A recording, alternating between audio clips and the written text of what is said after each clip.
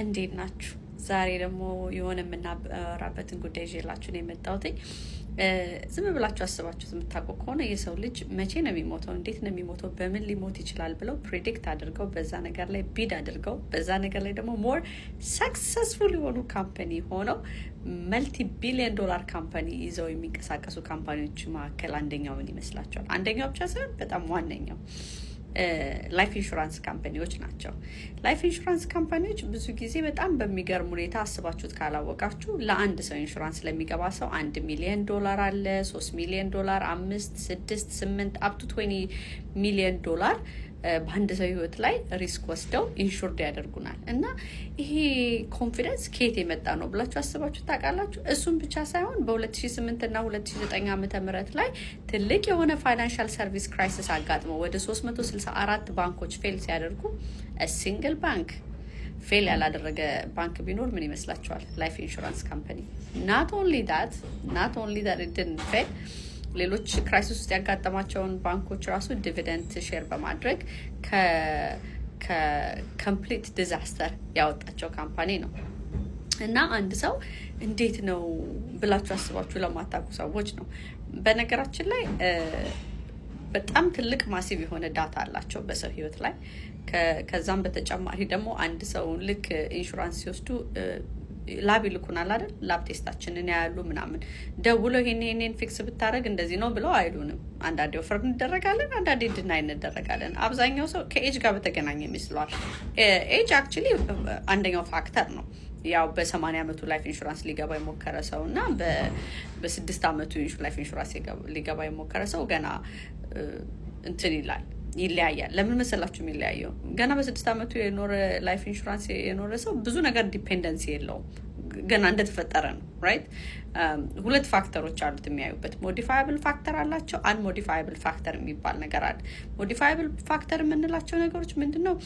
በደማችን ውስጥ የሚያገኙት ነገር፣ በአመጋገባችን፣ በሀቢታችን ውስጥ የሚያገኙት እነዚህ ነገሮች ናቸው። አንሞዲፋያብል የሚባሉት ለምሳሌ አንድ ሰው ብሬን ኢንጁሪ ያጋጥሞት ሲሞት ወይ ከፕሌን ብትከሰከሱ እነዚህ ሪስክ ፋክተራቸው በጣም ላይክ 80-20 ነው የሚመለከቱት። አንሞዲፋያብል የሚባለው 20% ነው። ለሰው ልጅ አብዛኛው ላይፉን ፕሪዲክት የሚያደርገው 80%ቱ ደግሞ ሞዲፋያብል የሚባል ፋክተር ነው ማለት ነው። ባይ ዘ ዌይ በጣም ፋርማሲውቲካል ሜዲኬሽንን ላይ በወሰድን ቁጥር በተጠቀምን ቁጥር የእኛን ህይወት ፕሪዲክት የሚያደርጉበት በጣም ቱ ደ መንዝ ድረስ ነው ፕሪዲክት የሚያደርጉት። አምላክ አይደሉም። በእርግጥ የምንሞትበትን ቀን ኤግዛክት ዴቱን ባያውቁትም ኤግዛክት መንዙን ግን ያውቁታል። ይሄ በጣም በቃ ቬሪፋይ የተደረገ ነገር ነው። 3 ነገሮችን ቼክ ያደርጋሉ ብለዳችሁን ሲወስዱ። ሃይግሊሚክ ኮንትሮል የሚባል አለ which is your sugar control። በብለዳችሁ ላይ ምን ያህል ሹገራችሁን ኮንትሮል ማድረግ ትችላላችሁ። ለሹገር ያላችሁ ግራቪቴሽን ምናምን እሱ ነገር ብለዳችሁ ላይ ያሳያል። ግሉኮስ ሌቭላችሁን ያያሉ። ሲቀጥል ደግሞ ሄሞግሎቢን A1C የሚባለውን ያያሉ። እነሱ በጣም it tells them to ምን አይነት ዲፊሸንሲ እንዳላችሁ ፕሪዲክት የሚደረግ ነው።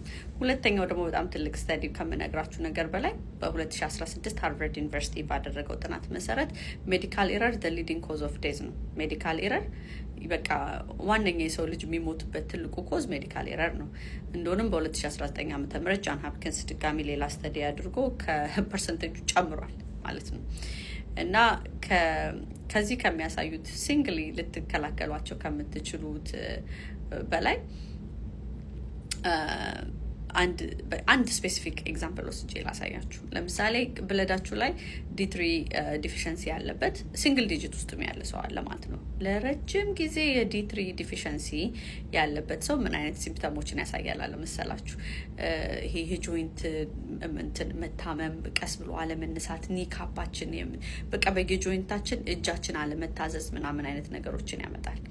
እንደዚህ አይነት ነገር ይዛችሁ ሆስፒታል ትሄዱና እንደዚህ ሲምፕተም አለብኝ ብላችሁ ለዶክተራችሁ ትነግሩ። ዶክተራችሁ ቀጥታ ያንን ሲምፕተም ከምን ጋር መሰላችሁ የሚያያይዘው? ከሩመቶይድ አርትራይተስ ሲምፕተም ጋር የተያያዘ ሲምፕተም ነው የምታዩት። ሶ የዲ3 ሲምፕተማችሁን ስትነግሩት ዶክተራችሁም እንደሚለው ዩኖዋት ሩመቶይድ አርትራይተስ ሲምፕተም ያሳይብሃል እና ከዚህ በኋላ ሩመቶይድ አርትራይተስ ሜዲሲን መውሰድ መቻል አለብህ፣ ላይፍ ኳሊቲ ግን ያስተካክልልሃል ይላል። ትጀምራላችሁ ያንን ሜዲሲን ስትጀምሩ ሞርታሊቲ ፕሪዲክት ሲያደርጉ ምን እንደው ታውቃላችሁ? the moment you start that 6 years and 1 day 6 ዓመት ከ1 ቀን ነው የሚቀራችሁ ጆይንት ሪፕሌስመንት ሰርጀሪ ለማድረግ።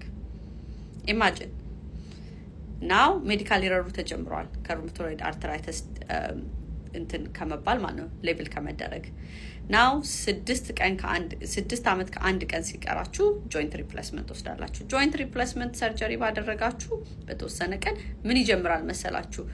ሞቢሊቲያችሁ ዲክሪዝ ማድረግ ጀምራል። የመንቀሳቀስ አቢሊቲያችሁ፣ የምንደልባችሁ ፈንክሽን የማድረግ አቢሊቲያችሁ።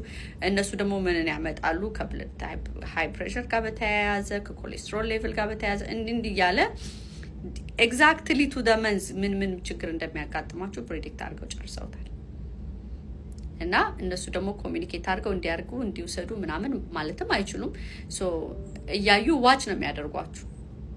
ሶ ሀቢታችሁን ምናችሁን ያዩና የእናንተ ላይፍ $1 ሚሊዮን ወርዝ ያደርጋል፣ አክሴፕት እናደርጋችኋለን፣ ወይ $2 ሚሊዮን ወርዝ ያደርጋል፣ ወይም እንዲሁም ወርዝ አታደርጉም አንቀበልም ሊሏችሁ ይችላሉ። በሚገርም ሁኔታ ግን ሰክሰስፉል ናቸው፣ በሚገርም ሁኔታ። እና ይህንን ያወራውበት ትልቁ ነገር ምን መሰላችሁ?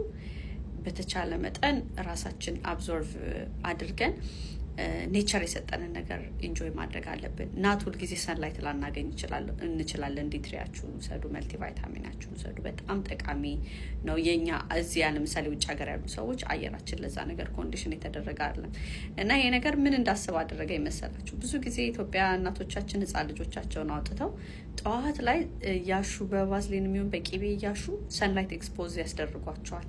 እና በፊት ለምን እንደሆነ አይገባኝም ነበረ። በደንብ በቃ ፍሌክሲብል እንዲሆን እግሩ እንዲታዘዝ ምናምን ከሚባል አንፃር ይገባኛል። አሁን ግን በጣም አንደርስታንድ አድርጌዋለሁ ሜዲካሊ ማለት ነው። እና አስቡበት፣ ራሳችሁን ቴክ ኬር አድርጉ ለማለት ነው።